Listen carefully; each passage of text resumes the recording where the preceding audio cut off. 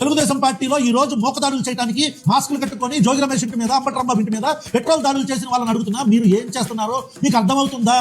You are being monitored. వాళ్ళు డ్రోన్లు వేసుకొని మరి మిమ్మల్ని మానిటర్ చేస్తున్నారు. మీకు అర్థమవుతుందా మీరు ఏం చేస్తున్నారో? జగన్మోహన్ రెడ్డి అనే వ్యక్తి అధికారంలోకి వస్తే మీ చండాలు వలుస్తారు. మీకు అర్థం కావట్లా? ఆ రోజు కూడా మీ తరపు నుంచి మేమే మాట్లాడాలి. జగన్మోహన్ రెడ్డి అనే వ్యక్తి ఒకవేళ అధికారంలోకి వస్తే మీ ఊహకి కూడా అందదు బ్రదర్. మీకు చెప్తున్నా, నేను జగన్మోహన్ రెడ్డి గారిని 2019 నుంచి 24 దాకా చూసిన వ్యక్తిగా అతను ఏమీ అనకుండానే వాళ్ళ క్యాడర్ ఎగబడతారు. జస్ట్ ఇన్ కేసు వాళ్ళ అధికారంలోకి వస్తే,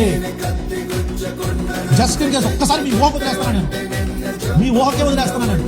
జగన్మోహన్ రెడ్డి అనే వ్యక్తి అధికారంలోకి వస్తే మీరు రెడ్ బుక్లు మీరు ఆర్గనైజ్ అవ్వాలేమో, మీరు క్యాడర్ని ఆర్గనైజ్ చేసుకోవాలేమో.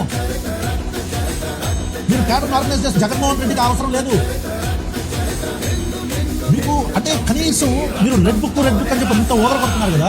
ఒక్కసారి జగన్మోహన్ రెడ్డి అనే వ్యక్తి అధికారంలోకి వస్తే I'm telling you, police department దగ్గర నుంచి మొత్తాన్ని నిలబెట్టేస్తారు. ఆ తర్వాత ఈ రోజు రాజ్యాంగ విలువల గురించి మాట్లాడకుండా నవ్వుకుంటున్న వాళ్ళు, సోషల్ మీడియాలో బీజిఎంలు పెట్టుకుని ఎలివేషన్లు వేసుకుంటున్న వాళ్ళందరూ కూడా రేపు పొద్దున వచ్చి రాజ్యాంగం గురించి మాట్లాడతారు. Mark my words, once Jaganmohan Reddy అనే వ్యక్తి అధికారంలోకి వస్తే మీరందరికీ రాజ్యాంగం అనే పదాన్ని గుర్తు చేస్తాడు. మీరు మర్చిపోయిన రాజ్యాంగం అనే పదాన్ని జగన్మోహన్ రెడ్డి గుర్తు చేస్తాడు.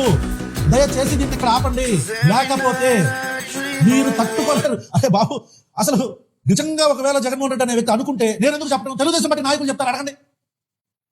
తెలుగుదేశం పార్టీ నాయకులు చెప్తారు జగన్మోహన్ రెడ్డి ఒకవేళ ఏమైనా చేయాలనుకుంటే ఏం చేస్తాడని.